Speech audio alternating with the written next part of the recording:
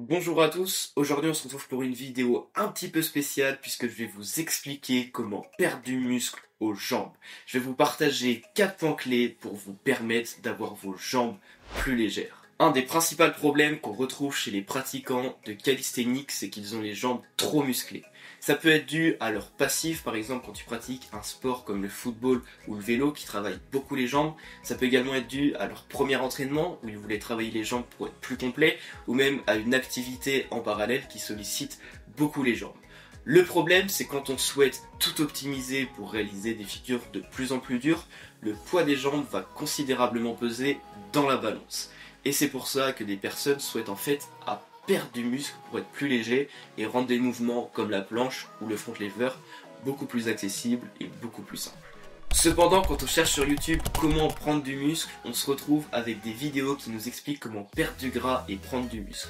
Donc totalement l'inverse, parce que ça va pas nous aider à avoir nos jambes plus légères. Donc au final, je suis allé chercher dans les profondeurs du web pour vous dénicher 4 astuces qui vont vous permettre de perdre du poids aux jambes. Comme dans toutes les transformations physiques, le point essentiel, c'est l'alimentation. Pour prendre de la masse, il va falloir manger plus de calories que ce qu'on élimine, et pour perdre de la masse, il va falloir manger moins de calories que ce qu'on élimine. Mais pour perdre du muscle aux jambes, il existe 2 façons d'optimiser son alimentation, mais aucune n'est vraiment idéale. La première, c'est de manger moins de protéines. La protéine whey. Boom. Car vous le savez, ce qui développe les muscles, c'est en partie les protéines. Mais en calisthenics, il n'est pas question de toucher à la croissance des muscles en partie haute du corps. Et le problème avec diminuer notre taux de protéines, c'est que ça va affecter tout notre corps. Et forcément, c'est pas ce qu'on recherche en calisthenics.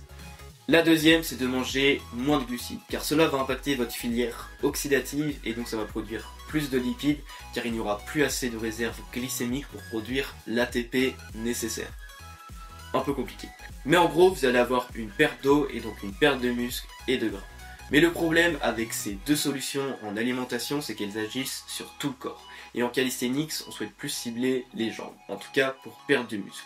Donc ces solutions, elles sont bien pour quelqu'un qui est déjà assez volumineux, qui a trop développé ses jambes, qui sont vachement musclées, et dans ce cas, il va faire une sèche globale pour perdre du poids partout sur son corps. Et par la suite, il va pouvoir faire une prise de masse, et donc il va développer ses muscles du haut du corps, il ne va pas travailler les muscles du bas du corps, et s'il applique les 3 points que je vais dire juste après, il va avoir des jambes plutôt légères et plutôt fines pour un haut du corps assez musclé. Le deuxième point, qui est certainement le plus important pour perdre du muscle aux jambes, c'est de pratiquer le sport d'endurance. On retrouve beaucoup des stories chez les athlètes de haut niveau en statique qui partagent le nombre de pas qu'ils ont fait dans la journée ou même les kilomètres parcourus en vélo. Ils ne font pas ça uniquement pour le plaisir, mais ils font bien ça pour être plus légers. J'ai sélectionné 4 sports qui vont avoir un fort impact. Cependant, chaque sport comporte des avantages et des inconvénients et je vais donc te les citer parce qu'il est très important de les avoir en tête si tu veux optimiser la perte de muscle. Le premier sport, c'est la natation. Et contrairement à ce qu'on pourrait penser, ça développe pas tant que ça les muscles, surtout quand on nage longtemps. On va plus perdre des calories au niveau global de notre corps et donc encore une fois, ça va impacter tout notre corps, ce qui n'est pas idéal parce que sur long terme, certes on va perdre un petit peu des jambes, mais on va aussi perdre en haut du corps. Donc encore une fois, ce n'est pas la solution parfaite. Le deuxième sport, c'est le vélo. Et pour le coup, il cible uniquement vos jambes. Mais il faut faire très attention parce qu'on peut soit perdre du muscle ou soit au contraire en prendre encore plus. Et pour ça, il ne faut jamais pratiquer du vélo en montée.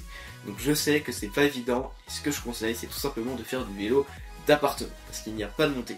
Parce que qui dit montée dit travaille le muscle, travaille l'intensité des jambes et donc le développe. Donc uniquement travailler sur du plat ou en descente, mais faire que la descente ça n'existe pas. Donc faire du plat sur un vélo d'appartement. Et la deuxième chose où il faut faire très attention, c'est de mettre des vitesses faibles. Parce qu'en mettant vos vitesses faibles, vos muscles, vos cuisses ne vont pas avoir besoin de forcer et donc ne vont pas se développer. Mais si vous mettez vos vitesses au maximum et votre plateau au maximum, forcément vous allez devoir forcer et vous allez donc développer les muscles de vos jambes. Donc pour résumer, faites du vélo d'appartement sans vous mettre en montée et mettez votre vitesse et votre plateau au plus bas. Puisque l'objectif c'est de fournir un effort long et endurant. Comme ça vos jambes elles vont pédaler sans travailler le muscle pour autant parce que l'effort fourni, l'intensité fournie va être très faible et donc sur le long terme vous allez perdre et des calories et du muscle uniquement aux jambes. Et enfin, les deux derniers sports sont la course à pied et la marche. Donc ça peut être la marche simple, mais même la marche rapide et la marche athlétique. Cependant, il faut faire attention aux deux choses que j'ai dit juste avant. Ne jamais courir ou marcher en montée, parce que vous allez devoir utiliser vos jambes et donc vous allez développer le volume. Et c'est pas ce qu'on cherche. Il faut aussi faire très attention à pas travailler l'intensité. Donc ce que je veux dire par là, c'est que par exemple, les marathoniens, ils ont des jambes très fines, puisqu'ils travaillent sur un effort long, un effort volumineux.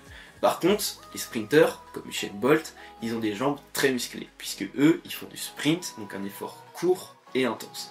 Et dans ce cas-là, ils vont développer beaucoup plus les muscles des jambes parce que ça va être plus sollicité. Donc en gros, pour résumer sur ces 4 sports, le mieux serait comme de faire du vélo ou de la course à pied et de la marche, de ne pas pratiquer ça en montée et de faire des efforts longs.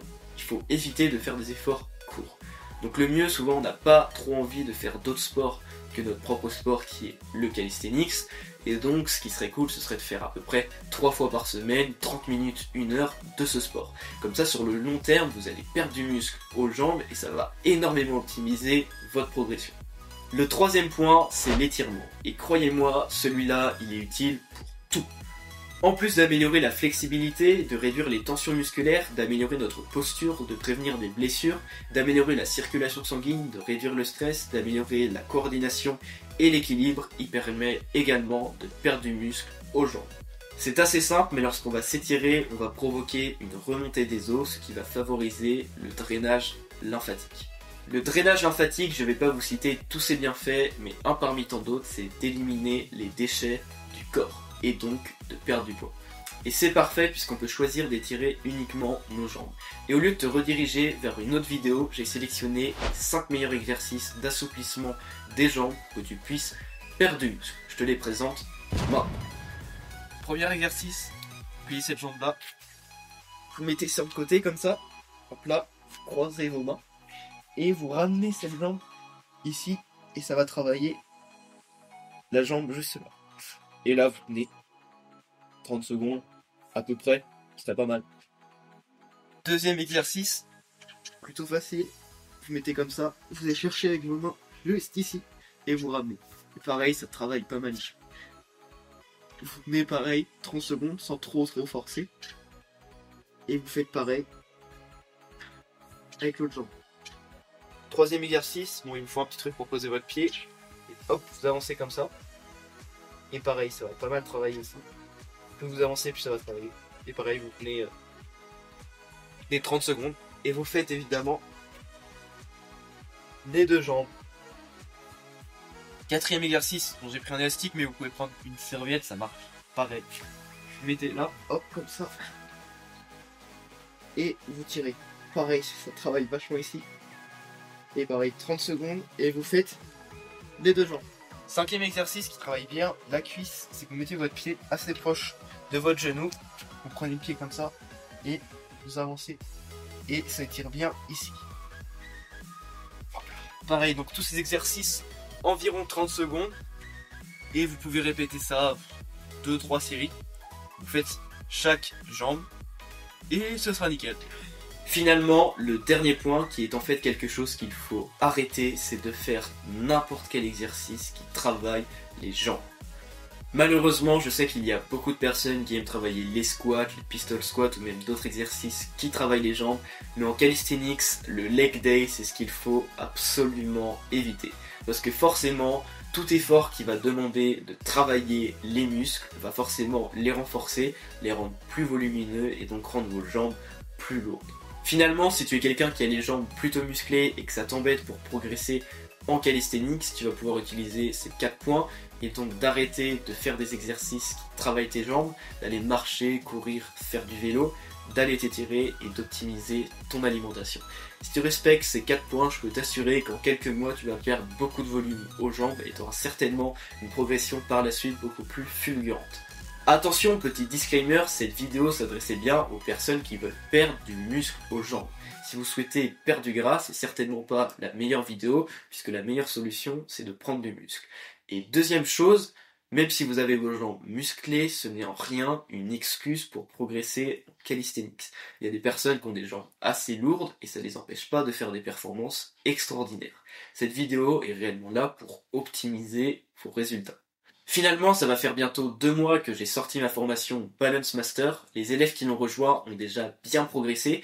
Donc si vous souhaitez rejoindre notre communauté parce que vous avez du mal à progresser ou vous stagnez depuis un long moment, c'est la formation parfaite puisque je vais vous débloquer toutes vos petites erreurs que vous faites pour optimiser votre progression et débloquer les mouvements d'équilibre que vous rêvez depuis longtemps, en quelques mois. En plus de ça, cette formation va bientôt être optimisée, donc ne manquez surtout pas cette occasion.